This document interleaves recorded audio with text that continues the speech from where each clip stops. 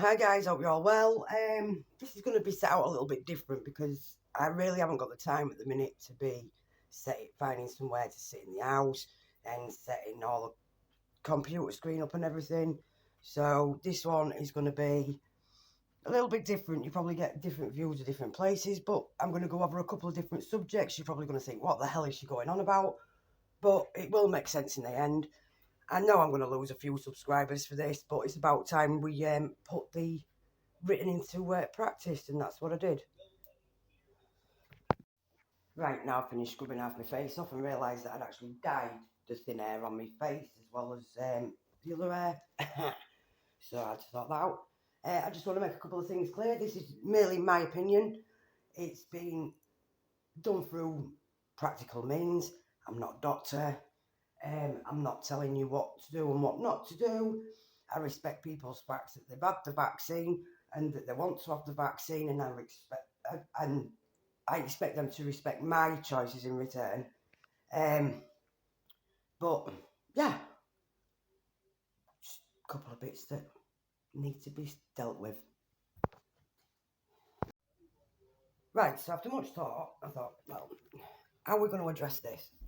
Because there's a couple of ways that it can be addressed, and I think the best way of doing it, because obviously, as you all know, sometimes I can be a little bit confusing to start with.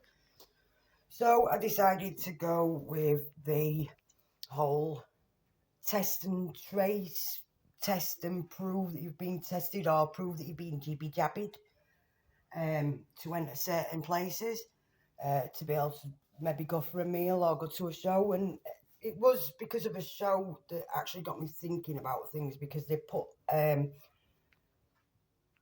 thing up after the tickets have been booked, not before, after, stating that we're all jabbed here and we expect you all to either show your passport, your jabby jab cards, or prove that you've done a negative test. And this is what got me thinking. By the way, we didn't need to do it in the end because it was an outdoor event, and a few people had kicked off at the fact that they bought tickets before they put this up. But yeah, that's what got me started with this whole thing. So a couple of months ago, there was some things in the newspaper that children have been using orange juice on tests. You know, the little ones that look like pregnancy tests. Because they'd sussed out that it gives a positive test, which then means they get the 10 days off school. So, to add to that, one of my darling daughters messaged me and said I got bored, so I tested some tomato ketchup, as well as the orange juice. And the tomato ketchup come back positive as well. So there's two tests there.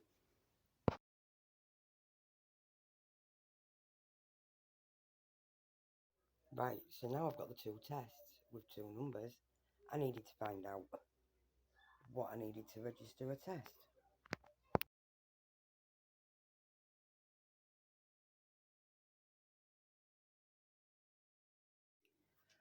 Well, I actually thought there was no way it could be that easy. So, SIMs in the phones, numbers for the tests, and away I go.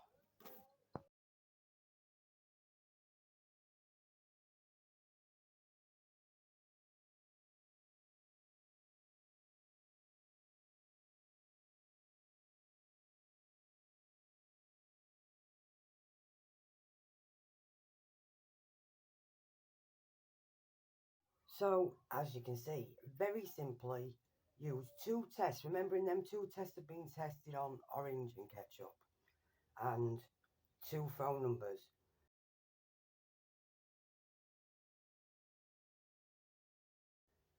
The reason why Vodafone's used is because you get the number on the back on a sticker. You don't have to register the SIM card or anything. You can see for yourself it's there. Fills it all in. Oh, and when we got to the address, I thought, oh, now this is a problem. So I went to put down no fixed abode, and it says, oh, that's all right, just put any address nearby, no problem. Do you know what I mean? Fill it out, you're gone. Yay! The date of birth was wrong, name was wrong. I did the no fixed abode, and still managed to get myself one of these.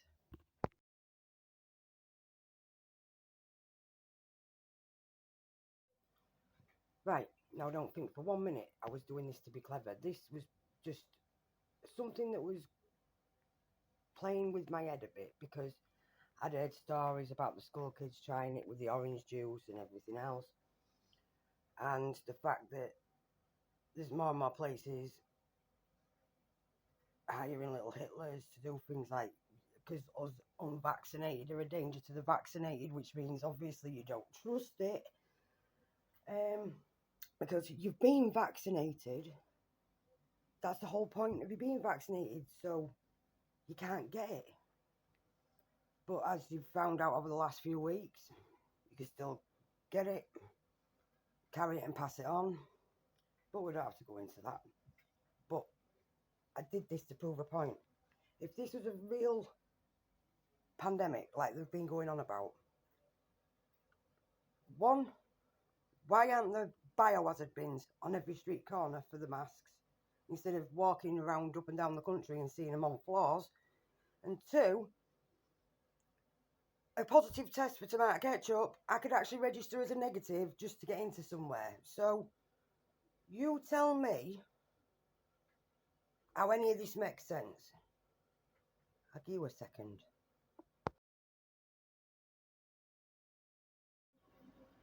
Anyway, that actually got me thinking further, which is a dangerous sport for me, to be fair. It really is a dangerous sport. But if I could report well, I did both of them.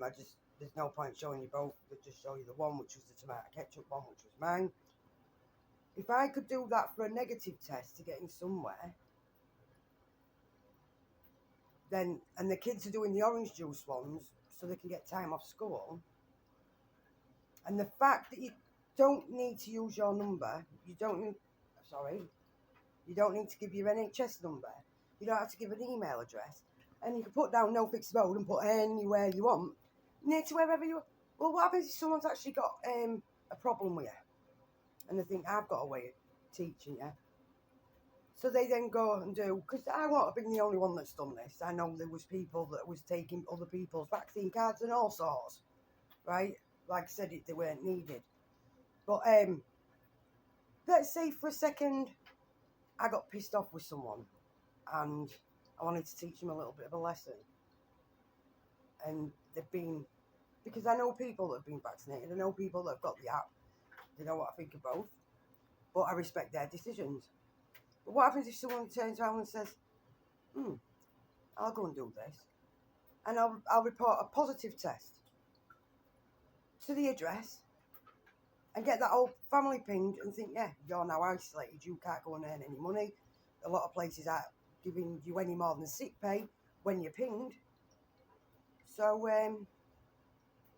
how many fake tests have been put in that way just to get back at someone? Because I can guarantee it's already been done. I won't have been the only person that's seen what you could do with a test. It's just I've gone with the negative because I'm not the type of person that use some shit like this to add positive tests to an already fucked up system. Anyway, guys, on to the next subject. Like I said, there was going to be two different subjects, and this one will be a lot quicker because we've not got all the screenshots of all the stuff that I had to fill in or any rah.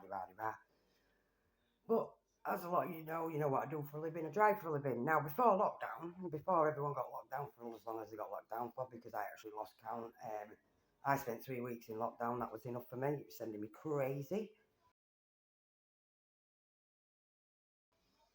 But the standard of driving, and we're going to go on about driving. I could go on about driver shortages and what's happening at the minute regarding DVLA backlogs, and what I've read today was laughable, and it come off the government website, but I'm going to let some other YouTubers cover that, see what their opinions are, because they're more qualified than what I am, should we say, because even though I've been in the haulage industry on and off now for about 20 years, I have driven trucks in the past, which is again for another video. I always get them dickheads that think that, well, you're not even a truck driver, shut up, blah, blah, blah, blah, blah. So I'm going to leave that bit to them. But this, the standard of driving. Now, we used to get a few idiots before. You've always got idiots on the road. I could say a particular couple of brands of cars, but at the minute, the Tesla Toslers are in #1 spot. But yeah, used to get the odd one that'd run at me or would try and sideswipe me on a motorway and stuff like that when I'm covering a corner. We'd already said that the standard of driving had gone way downhill before lockdown. But then, all of a sudden, you all get let out.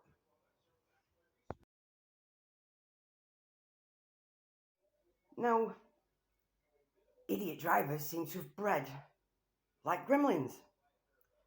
Stick some water or just stick a lockdown on them and it's, well, hey, off we go. Regular basis, I'm getting swiped at.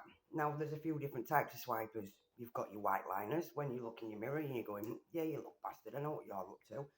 Then you've got your ones that'll slow down and get as close as they possibly can to you to see if you'll twitch and move across the road. Again, don't work. Then you've got the other ones where they actually do something dangerous and they come in at you that quick. I've seen a few of them nearly lose control of the vehicle because they've not realised just how close they are to that caravan. So we've got them, but I will, before I get on to the really stupid ones that I've noticed over this last week, I'm just going to put a note out to the couple of HGV drivers that have actually done it to a couple of different escort vehicles. If you want to be called a professional driver, right, drive like one. Don't be trying to take another professional off the road. It's idiotic. Absolutely idiotic. So again, if you want to be called professional, act it. Anyway, found a new special breed. And these ones are carrying children in the cars. And they're trying to do dangerous shit with escort vehicles. Well, you're a special kind of stupid, aren't you?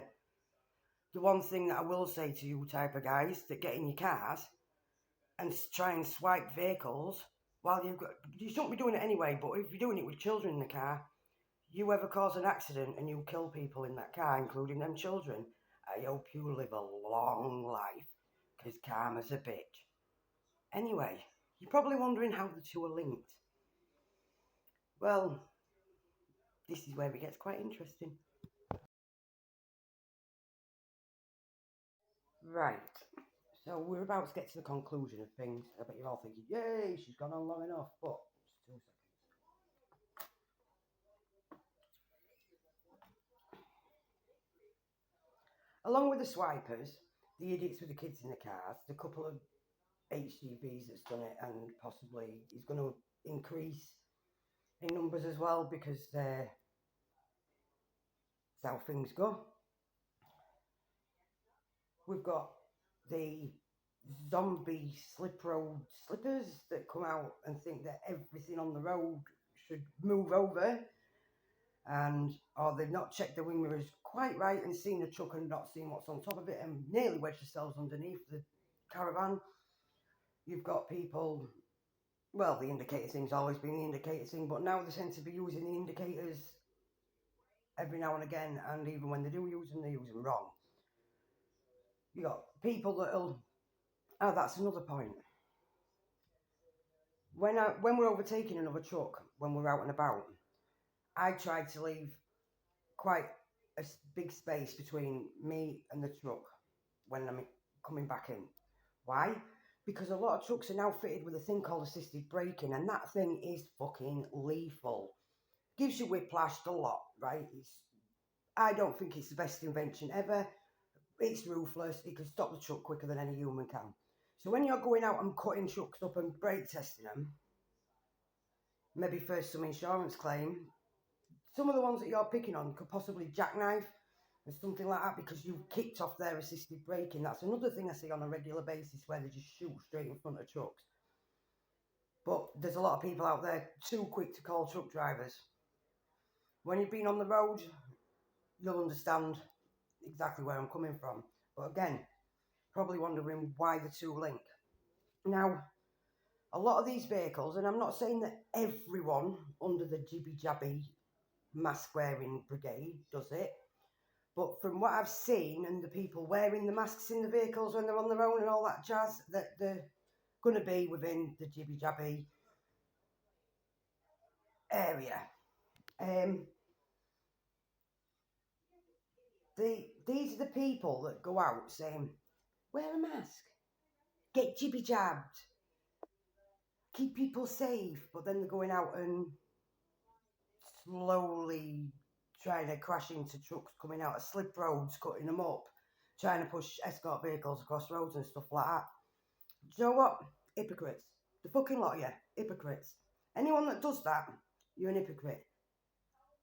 When you go out in your car and you start treating that car like you should, drive properly, stop trying to drive things off roads and stuff like that, and keep them safe and save lives, then I might just think about wearing a mask.